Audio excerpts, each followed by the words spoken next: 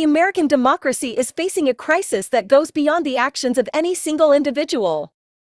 The flaws and limitations of its constitutional system are hindering the will of the majority and enabling the influence of money and power.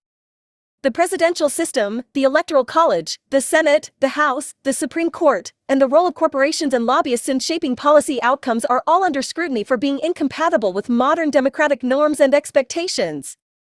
The author proposes some reforms to make the government more responsive and representative, such as adopting a parliamentary system, proportional representation, abolishing the filibuster, expanding voting rights, and limiting the power of the judiciary. These reforms would give people a real stake in their government and help to address the deficiencies of the current system. It's time to acknowledge the problems and offer a transformative agenda that would restore faith in American democracy. The American democracy is at a crossroads. The system that was once the envy of the world is now facing a crisis of legitimacy and effectiveness. The flaws and limitations of its constitutional system are hindering the will of the majority and enabling the influence of money and power.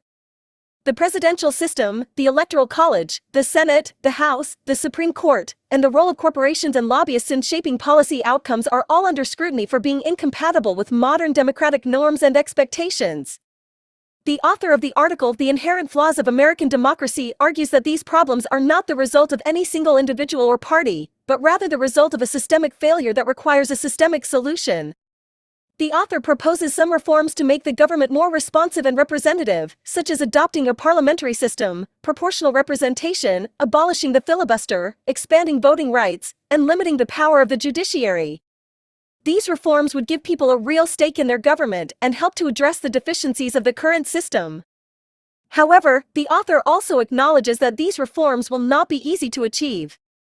They will require a broad-based political movement that is committed to transforming the system from the ground up. It's time to acknowledge the problems and offer a transformative agenda that would restore faith in American democracy. The author urges the political movement that claims to defend democracy to also acknowledge and address its deficiencies, and to offer a specific and transformative agenda that would give people a real stake in their government. Only then can we hope to build a democracy that truly represents the will of the people and serves the common good.